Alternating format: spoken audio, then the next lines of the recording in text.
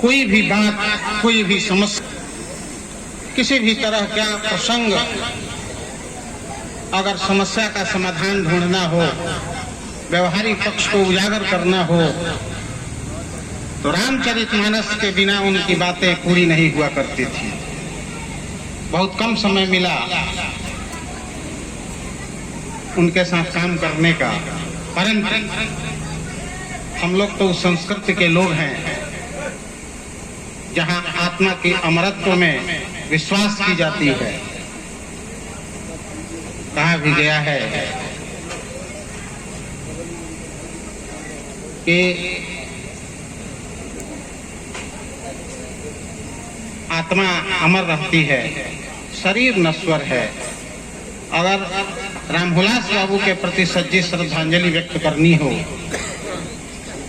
तो उनके विचारों को जिंदा रखने का काम हमारे द्वारा किया जाना चाहिए। एक समाज की रूपरेखा जो उनके दिमाग में थी, एक ग्रामीण सभ्यता को विस्तारित करने का जो एक प्लानिंग था उनके दिमाग में, उस विचारधारा को आगे बढ़ाने का काम हम लोगों को करना चाहिए।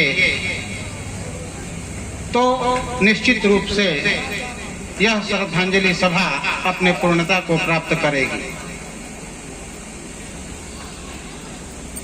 शिक्षक के रूप में उनके पुत्र अरविंद जी हम लोगों के बीच में हैं। जब जब उनके साथ हम लोग बैठेंगे, निश्चित रूप से उनकी कमी तो रहेगी, लेकिन हम लोग उम्मीद करेंगे। कहा भी गया है कि आत्मा का विस्तार है, पुत्र जो होता है वो अपने ही आत्मा का विस्तार होता है। आत्मजा जायते इति पुत्र। तो इस लोकोक्ति को, इस कहावत को चरितार्थ करेंगे, ऐसी उम्मीद है उनके पुत्र माननीय अरविंद जी। एवं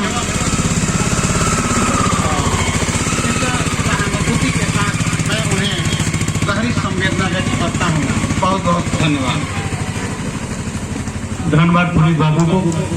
अब मैं निवेदन करूंगा सर तेंदु कुमार सुजीत जी, उच्च विद्यालय देवरिया।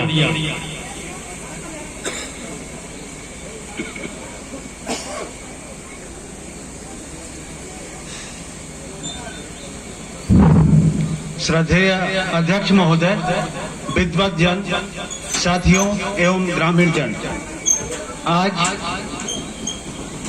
रामहुलास बाबू की श्रद्धांजलि सभा है और इसमें हम यहाँ सब एकत्रित हुए हैं।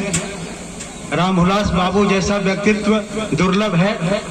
शिक्षक जाति के इतिहास में ऐसा व्यक्तित्व कभी कभी ही पैदा होता है। हजारों साल नरगिस रोती है अपनी बेनुड़ी पे, बड़ी मुश्किल से होता है चमन में दिलावर पैदा। सचमुच ऐसे दिलावर को शत नमन। आपने जीवन का कटु संघर्ष झेला और आपदाओं की रगड़ से आपकी छाती भी छिली, फिर भी आप विचलित नहीं हुए। श्रम की गरिमा को आपने जाना समझा और साधना के गहरे समुद्र में मरजीवा के समान निर्भय कूद कर सिद्धि के मोती चुन लाए और साधनों के नितांत अभाव में भी साध्य की ओर निरंतर बढ़ते चले गए। इसलिए आज इस श्रद्धांजलि सभा में ऐसे महान पुरुष को शत नमन।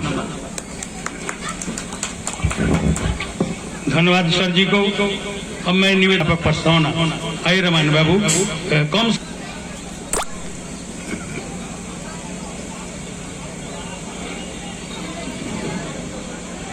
आदरणीय इस श्रद्धांजलि सभा के संचालक महोदय अंबिका बाबू, इस सभा के मुख्य अतिथि राजा जी राजेश बाबू एवं माध्यमिक शिक्षक संघ के आए हुए सभी नेता लोग या प्रखंड माध्यमिक शिक्षक सारण माध्यमिक शिक्षक संघ के आए हुए नेता लोग एवं प्रखंड स्तर के नेता लोग एवं यहाँ के सभी ग्रामीण जनता का भाई बहन, मैं